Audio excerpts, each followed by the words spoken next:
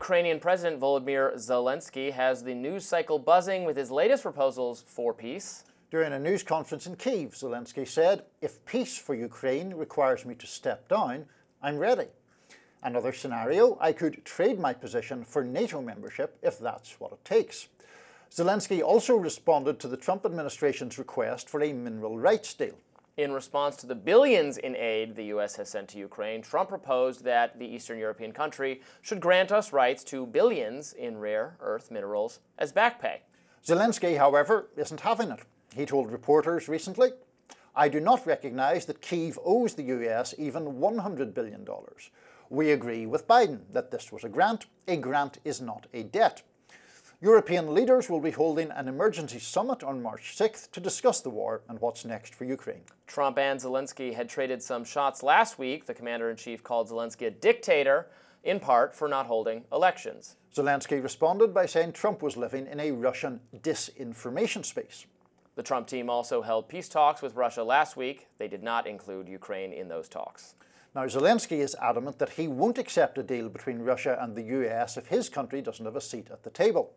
Senator Adam Schiff, Democrat of California, wrote on X, "United States support for Ukraine was never about securing mineral rights or providing security for money. It was about democracy and sovereignty and a willingness to defend our allies and oppose our enemies." Senior writer at National Review, Dan McLaughlin, wrote on X, as the saying goes, if you owe the bank $10,000, the bank owns you. If you own the bank $10 million, you own the bank. Nobody knows this better than Trump. Ukraine now owes us something we will not lightly abandon. It's worth noting that today does mark the third anniversary of Russia's invasion of Ukraine and the beginnings of that war. Today, we should also note, Robby, that today also marks a visit from French President Emmanuel Macron, who we will be discussing these things with Mr. Trump. Anyway, yes, go ahead. Indeed. Well, look, I think it's unfortunately the case that the aid given to Ukraine by President Biden was strings not attached, and it was not premised on the situation where Ukraine would somehow repay us. I think that's deeply regrettable, and it would have been way better if it was structured as a loan such that we could get something economically beneficial out of it. That, in fact, might have helped sell the project better to the American people who wonder why we always must sacrifice to send billions overseas in a doomed military effort that is not going to successfully repel Russia. Hold on a second. I mean, I know you are, generally speaking, anti-interventionist, and in many instances I share that view. But the logical extension of that argument would be if a aggressor country invaded a country that had little money and little else of value, we should just say, well, tough, you can't pay for our help, so that's just bad luck for you. I mean, yeah, why are we obligated? Why do we got to do something every time this happens? I mean, that would commit us to defending, are we going to be the world's policeman? We're not even, on paper, we don't have to defend Ukraine because they're not a member of NATO, which is part of what kicked off this whole thing. Now, right. I would like to get to a place where we can easily resolve this, where I don't think Ukraine is getting NATO membership. That's something Trump has basically taken off the table, and Russia does not want to be bordering a NATO country. We can have a guarantee of security and safety for the rest of Ukraine from Europe or even from the US in exchange for the end of the war. I think it's interesting that Zelensky has offered to step down. I mean, he shouldn't have to step down. He just has to face re-election like the leader of a democratically elected country, like anyone else. I understand that they can put elections on hold, and you sometimes do this. This is kind of alien to us in the U.S., where we don't put elections on hold for any reason. But fine. Well, you haven't been invaded in recent past.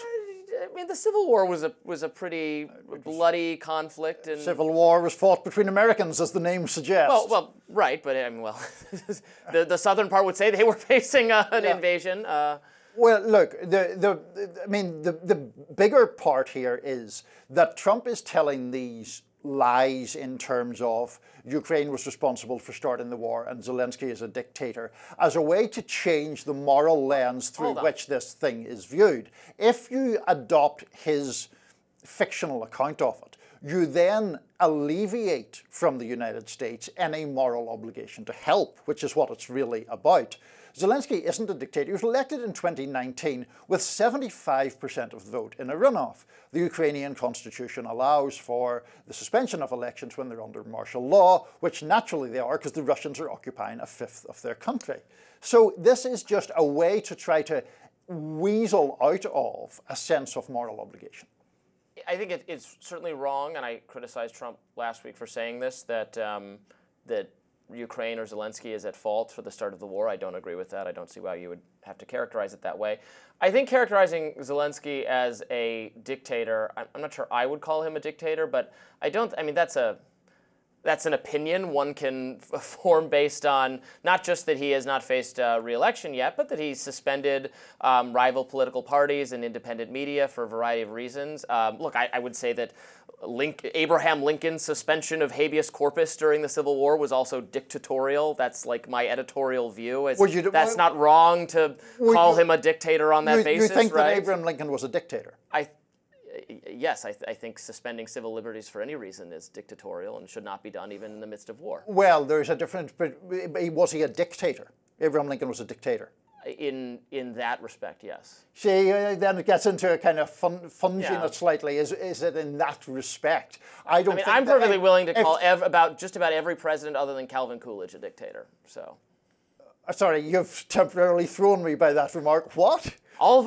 they're all dictators. They're all violating American civil liberties routinely on a variety of fronts all the time.